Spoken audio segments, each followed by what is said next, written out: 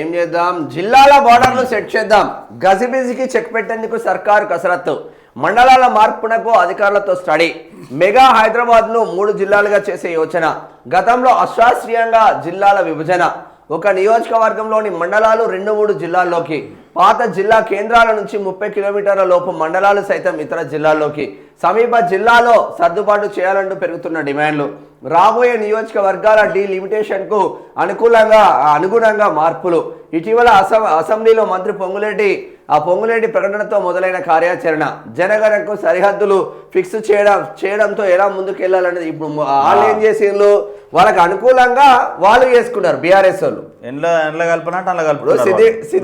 హుస్నాబాద్ సిద్దిపేట కాదు, హుస్నాబాద్ అంటేనే కరీంనగర్తో ముడిపడి ఉంటుంది వాళ్ళ బంధం అంతా. ఈయన ఏం చేసిండు, ఈయన సిద్దిపేట బిడ్డ కాబట్టి, హుస్నాబాద్ బిడ్డ కాబట్టి నువ్వు సిద్దిపేటకు నీకేం సంబంధం అంటే ఆ హుస్నాబాద్ని తీసుకొచ్చి సిద్దిపేట జిల్లాలో కలిపిండు. ఇప్పుడు మీరేం చేస్తారు, మీకు అనుకూలంగా ఏ మండలాలు మీకు అనుకూలంగా ఉంటాయో ఆ మండలాల్లో మీ భార్యలను మీ తమ్ములను పోటీ చేయడానికి ముందే ప్రీ ప్లాన్ చేసుకొని ఆ మండలాలను మీరు అనుకూలంగా మీరు చేసుకోగలుగుతారు. ఇలా ప్రజలకు వచ్చే ఒరిగేది ఏమైనా ఉన్నదా?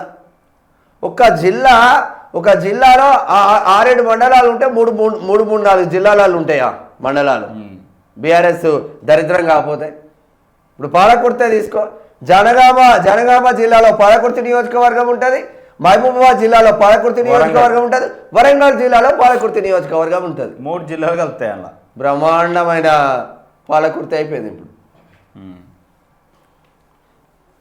ఇప్పుడు ఎమ్మెల్యే ఏం చేయాలి, దాని పని మీద ఉంటే వరంగల్ జిల్లా కలెక్టర్కు ఫోన్ చేయాలి, ఇక్కడ జనగామ జిల్లా కలెక్టర్కు ఫోన్ చేయాలి, మహబూబాబాద్ జిల్లా కలెక్టర్కు ఫోన్ చేయాలి. ఆమె నియోజకవర్గానికి సంబంధించిన డెవలప్మెంట్ ఫండ్స్ రావాలంటే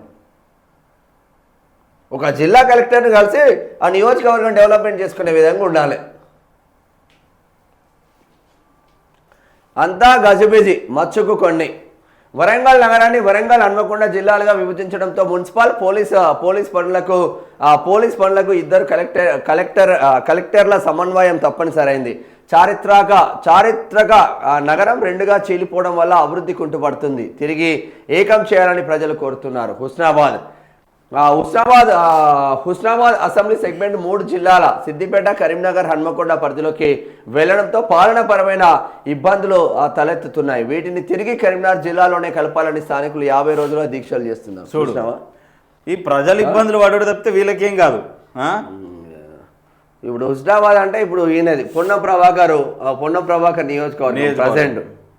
కొన్ని మండలాలు సిద్దిపేటలో ఉన్నాయి, కొన్ని మండలాలు కరీంనగర్లో ఉన్నాయి, కొన్ని మండలాలు హన్మకొండలకు పోయినాయి.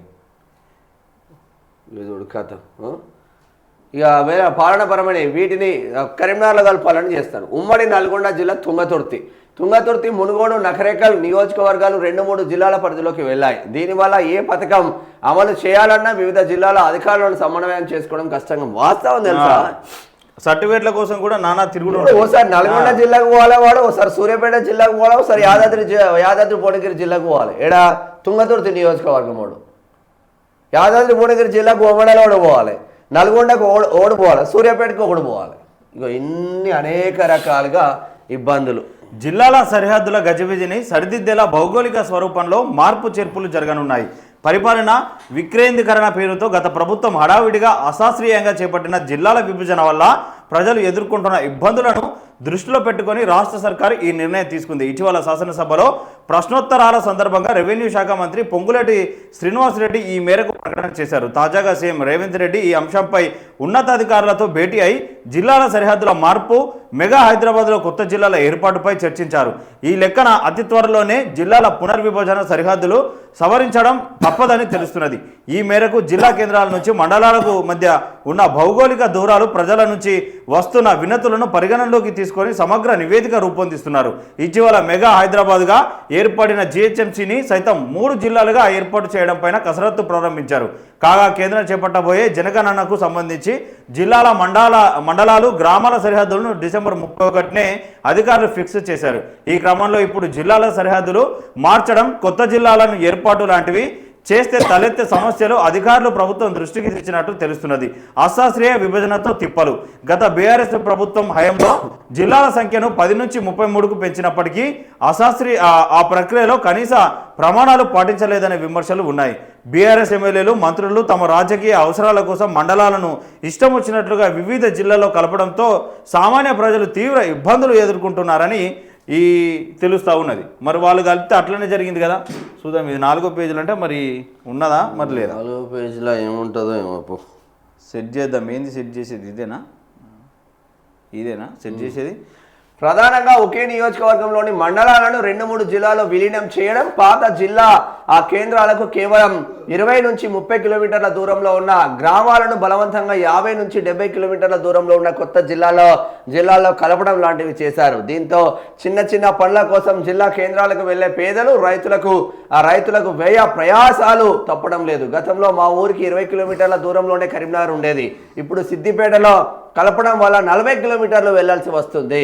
గతంలో ఆటో ఎక్కితే అరగంటలో కరీంనగర్లో ఉండేవాళ్ళం. ఇప్పుడు సిద్దిపేటకు వెళ్లాలంటే సరిపడా బస్సులు లేక ఇబ్బందిగా ఉంది. గంటకు పైగా పడుతుంది అని బెజ్జంకి మండలం తోటపల్లి గ్రామానికి చెందిన సురేష్ వాపోయారు. ఇప్పుడు వాళ్లకు కరీంనగర్తో బంధం విడదీసింది కదా ఈ దుర్మార్గుడు హరీష్ రావు.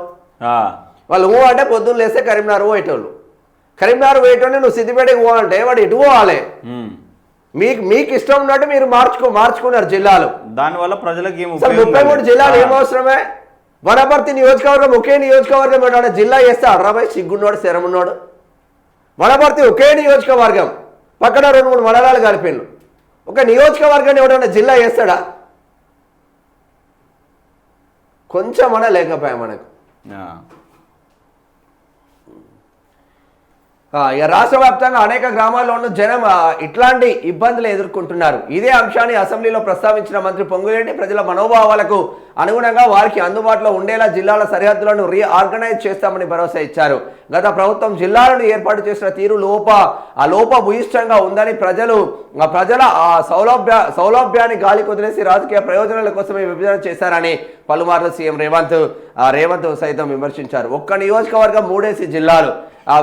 జిల్లాల విభజన జరిగిన తీరు పాలన సౌలభ్యాన్ని దెబ్బతీయడమే కాకుండా రాజకీయంగాను గందరగోళానికి దారితీసింది. ఒక అసెంబ్లీ నియోజకవర్గం పరిధిలోని మండలాలను 2 కొన్ని చోట్ల 3 జిల్లాల్లో కలిపేశారు. దీంతో సదరు ఎమ్మెల్యేలు నియోజకవర్గ అభివృద్ధి పనుల కోసం 3 కలెక్టర్లు 3 ఎస్పీలు ఇతర జిల్లా అధికారులతో సమన్వయం చేసుకోవాల్సి వస్తుంది. 3 జడ్పీ మీటింగ్లు హాజరు కావాల్సి వస్తున్నదని, ఈ అస్తవ్యస్త విధానం వల్ల అభివృద్ధి పనులతో పాటు సంక్షేమ పథకాల అమలులోనూ జాప్యం జరుగుతుందని ప్రభుత్వం గుర్తించింది. ఈ నేపథ్యంలో భవిష్యత్తులో జరగబోయే నియోజకవర్గాల పునర్విభజనను దృష్టిలో ఉంచుకొని ఒక నియోజకవర్గం పూర్తిగా ఒకే జిల్లా పరిధిలోకి వచ్చేలా లేదా గరిష్టంగా 2 జిల్లాలకు పరిమితమయ్యేలా సరిహద్దులు మార్చాలని కాంగ్రెస్ ప్రభుత్వం యోచిస్తున్నది.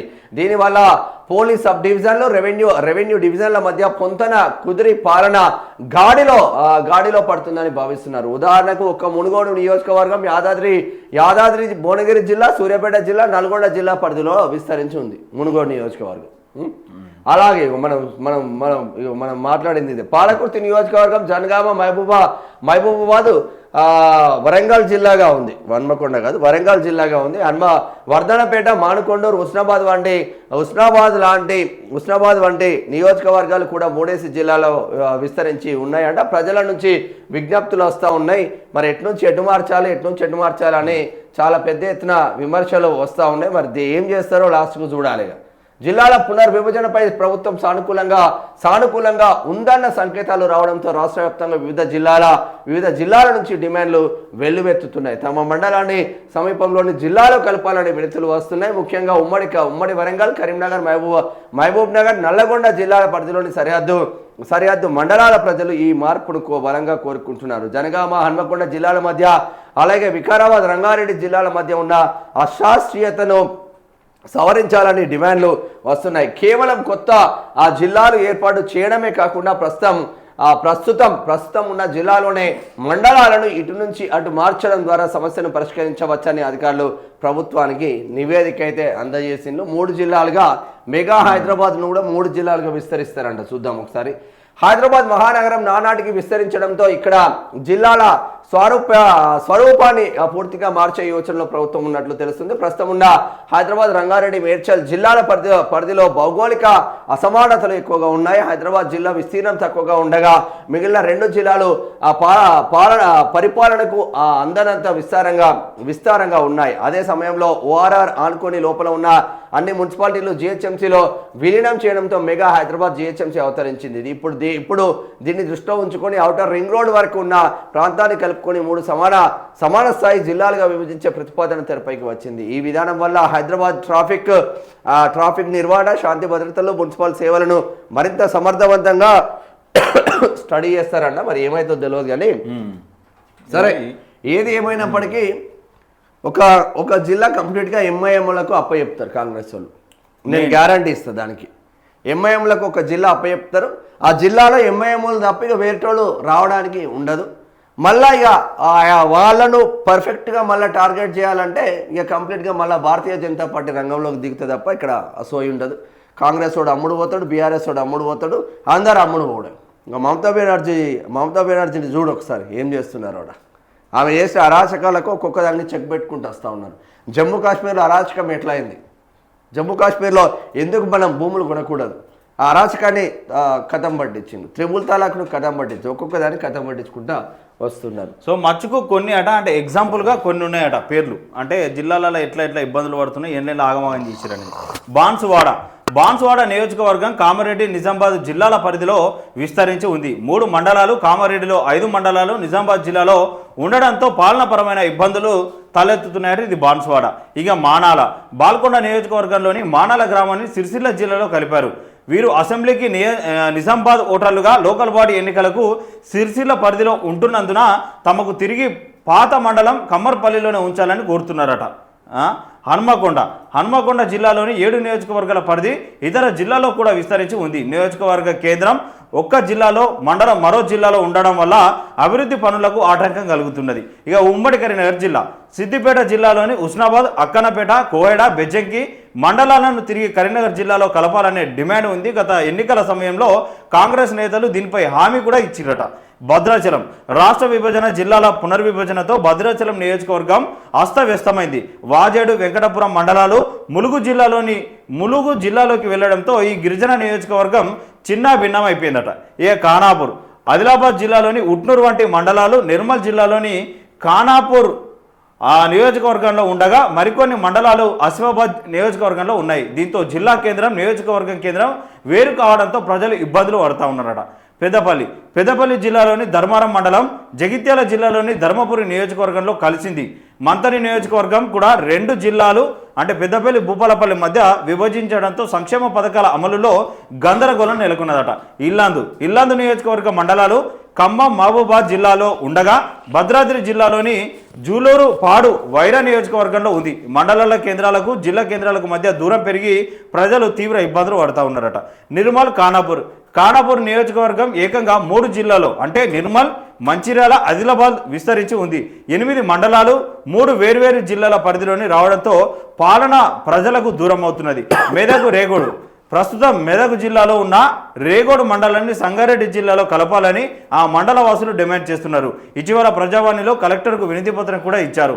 యాదాద్రి జిల్లాలోని పలు మండలాలు ఇతర జిల్లాల సూర్యాపేట, నల్గొండ నియోజకవర్గాల్లో కలవడంతో అభివృద్ధిలో అసమతలు ఉన్నాయి. మునుగోడు, తుంగతుర్తి, నగరికల్ నియోజకవర్గాల పరిధి యాదాద్రి జిల్లాలో విస్తరించి ఉన్నదట. ఇక ఇన్ని జిల్లాలలో మొత్తం పాలన కానీ అభివృద్ధి కానీ అతలాకుతలం అయిపోయిందట. రాజకీయ నాయకులు తలకాయ పట్టుకుంటా ఉన్నారు. ఇటు ఒక ఊరికి సంబంధించేమో ఒక జిల్లా కలెక్టర్ దగ్గరికి పోవాలి, ఇంకో మండలం ఇంకో ఊరికి సంబంధించిన అభివృద్ధి పనుల కోసం, లెటర్ల కోసం ఇంకో కలెక్టర్ని కలాలి.